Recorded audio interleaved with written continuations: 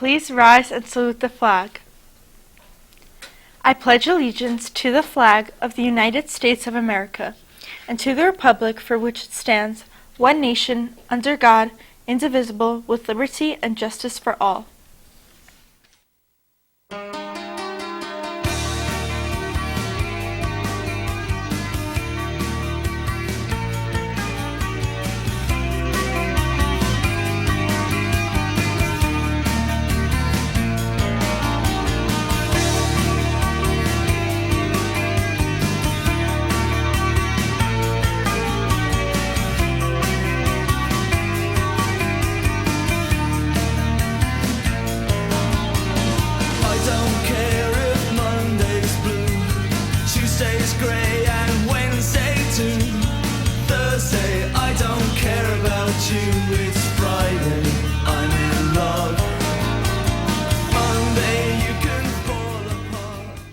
Good morning and welcome to RPtv. Today is Friday, September 27, 2019.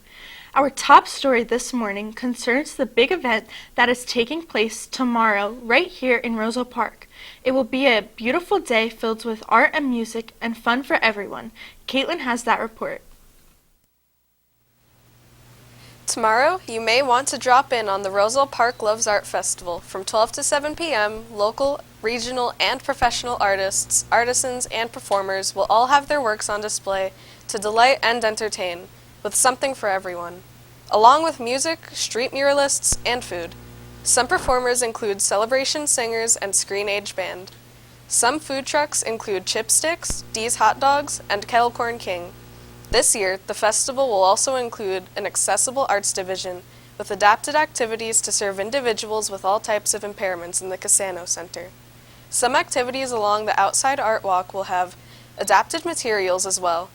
The event may prove to be the biggest one to date. Entered the contest for fun, but a New Jersey artist actually won, and now her artwork can be seen miles and miles above many others. Let's go to Barbie for that report. A New Jersey artist mural is now displayed on the side of an airplane. Corinne Antonelli, a junior at Ringling College of Art and Design, won United Airlines' Her Art Here contest, which encourages women artists to design an image for United's Boeing 757. Her design features a globe and iconic images from New Jersey and New York, including the Red Mill in Clinton, the New York skyline, and the Statue of Liberty. Antonelli said she wanted to feature the Red Mill because it was the town where she took art classes at the Hunterdon Art Museum, and she wanted to pay tribute to the place that shaped her into the artist she is today. The mayor of Clinton was very excited about this, saying, "The Red Mill is a key place of iconic New Jersey places. Anything represents not just the past, but the future of the community is important." When Antonelli was announced the winner of the contest, she said she was nervous about how people would react, but was soon overjoyed when she found all social media flooded with the positive messages. This airplane with Antonelli's design will soon be flying through the sky and in use by United. Not only Antonelli have the privilege of having her design on the airplane, she received 100 reward miles and $10,000 as a cash prize. Now it's time for announcements. Tabletop Games Club will meet in the library after school on Wednesdays. Come check out a wide variety of board and card games. See Miss Amoroso or Miss Humke for details. Roselle Park Loves Arts is looking for volunteers for their annual festival of art, crafts, music, street art, and food and children's arts and crafts tomorrow on Chestnut Street. The event starts at noon, but volunteers can go to help set up starting at 9 a.m. The festival ends by 7 p.m. Please see Mrs. Scutro and sign up in room 102. Hours can count for honor societies with prior approval. Even 1 hour is a huge help. The Borough of Roselle Park is hosting its 5th annual Festival of India on Saturday, October 5th, 2019, from 5 p.m. to 11 p.m. with an annual celebration and cultural fair. Free event begins with a taste of traditional Indian food from 5:30 p.m. to 6:30 p.m. in the cafeteria. At 7 p.m., the festival continues with presentations and later followed by Garba and Ras, traditional Indian dances in the gymnasium, and live music by Desi Beats Entertainment. College visit field trip to NYU on Wednesday, October 9th. Permission forms available and guidance. This trip is open to all students.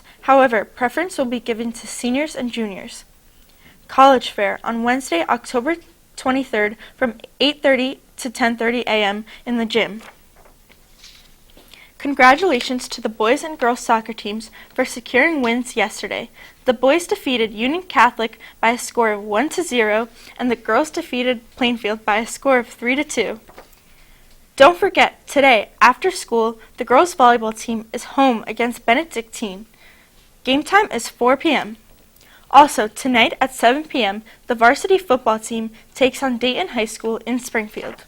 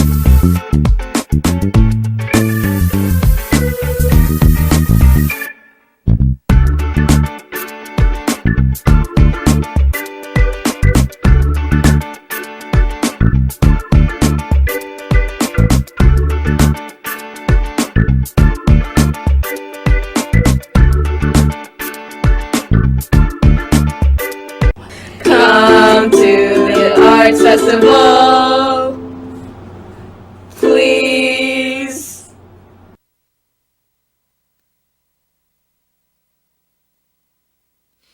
The girls' volleyball team has been coming on strong in the last few weeks. If you haven't seen them play, you don't know what you're missing. Let's go to Caitlin for a recap of the team's most recent games.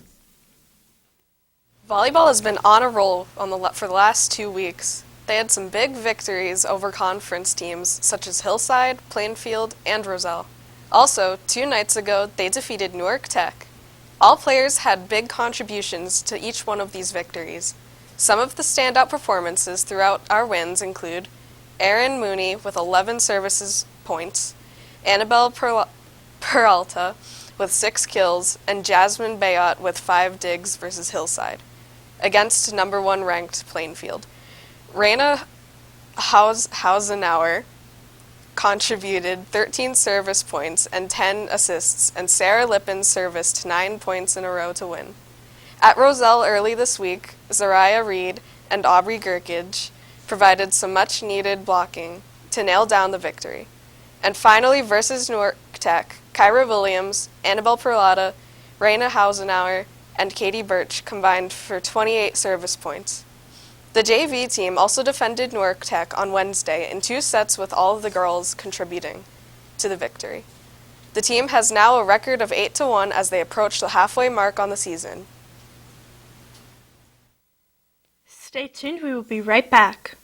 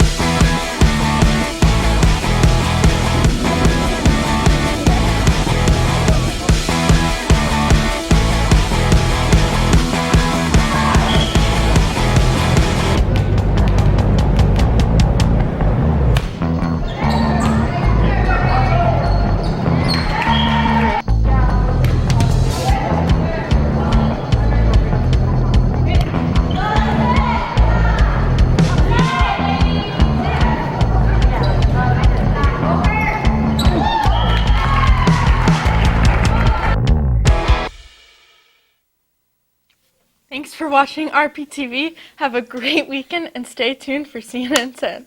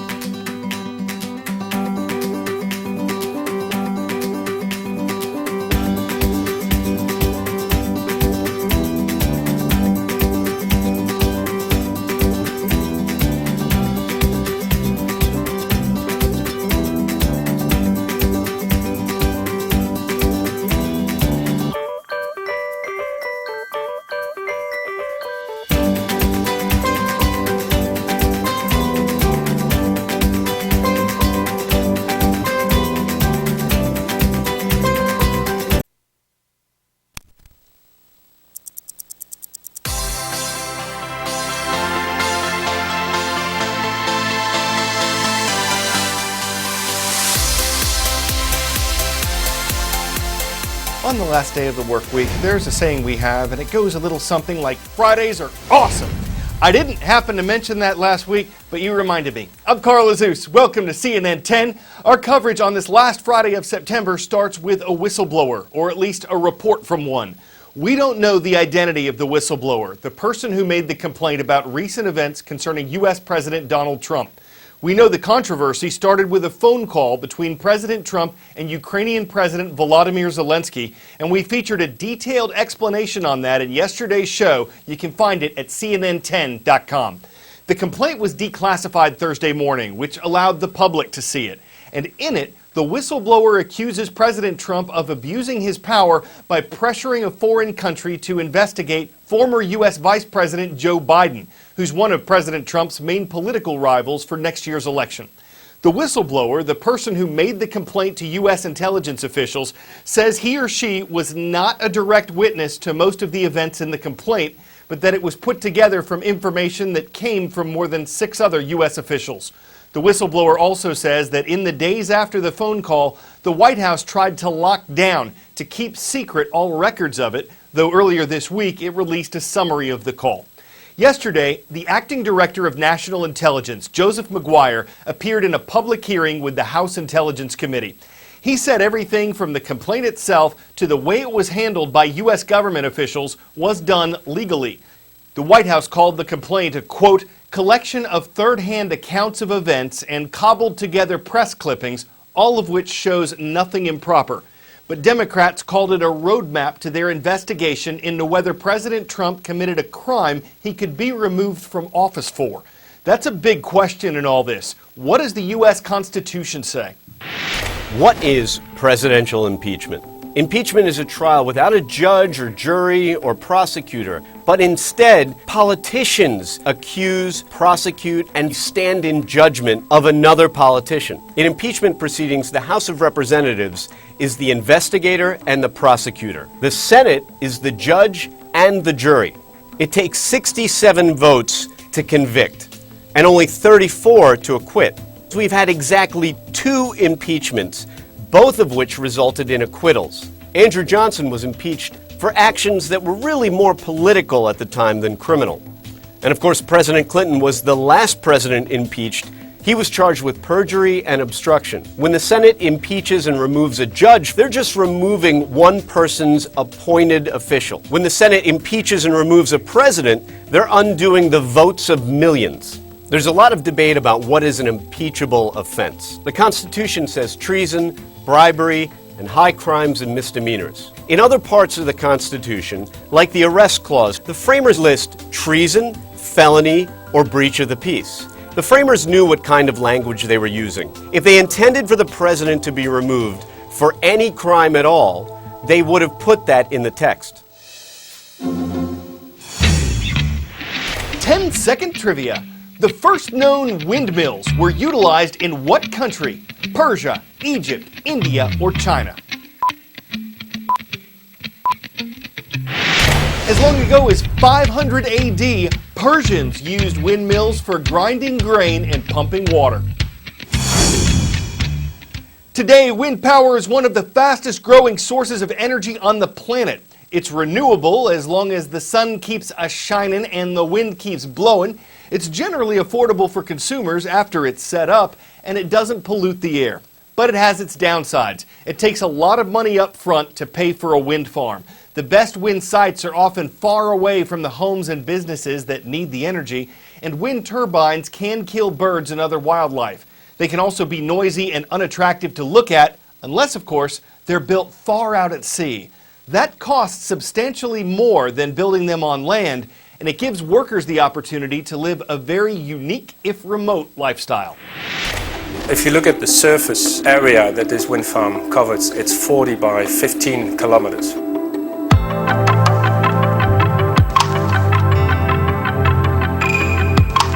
Each turbine is about 100 meters tall and the blades are 75 meters each. So the total area that the blades cover, that's bigger than a Millennium Wheel.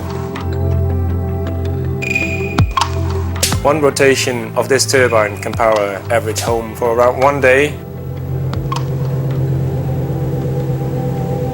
Because we are so far offshore for this project, we figured that it would be best to have the whole crew working here, living together on one platform. So the whole site management, normally based onshore, is actually based offshore at the moment. So there's around, on average, 100 plus people on this offshore hotel. That's what it is. Yeah.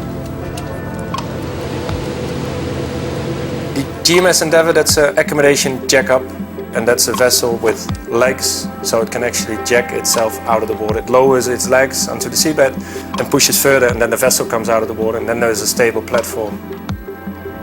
I mean, look around you. This is our open office, right? Open office 2.0. That's where we are now. All the people who work and live and sleep here, they are all on a 2-week on, 2-week off rotation. There is a cinema, there's high-speed internet, there is a gym, there's a great kitchen, there's a lounge room, there's a good office. For some people, I think it's better than being at home. Part of them stay on board of this vessel, do the planning for the day, and the other guys, they sail out, they'll go to various locations.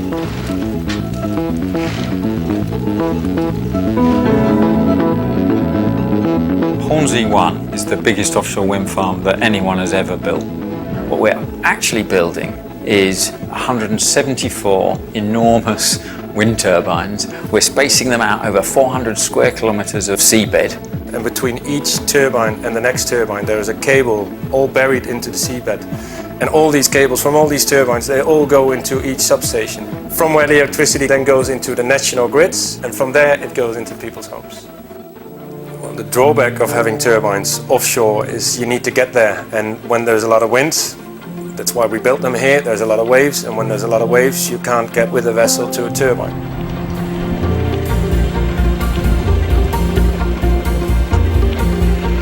For any helicopter flight that you undertake over land, you can basically just step in, but when you fly further offshore, you need to do a so-called UWIT, that's a helicopter underwater escape training, where you're trained what to do when a helicopter lands in water and maybe rotates you.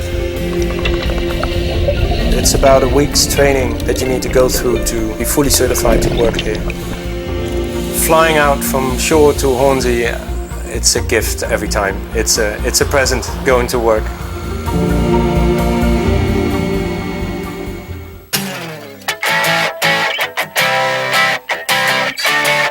Summer may have officially ended on Monday, but in many parts of the world, it's still warm enough to do this. And in Malaysia, it's always warm enough to take a ride on the world's longest inner tube water slide. It just received the Guinness World Record. It's more than 3,600 feet long, which is approaching 3/4 of a mile. You take a cable car chairlift to get to the top, and it takes 4 minutes to get from start to finish.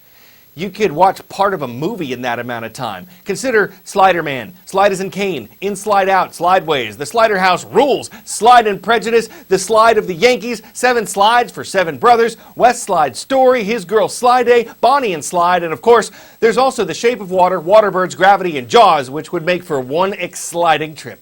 I'm Carl Azus. Have a great weekend from all of us here at CNN.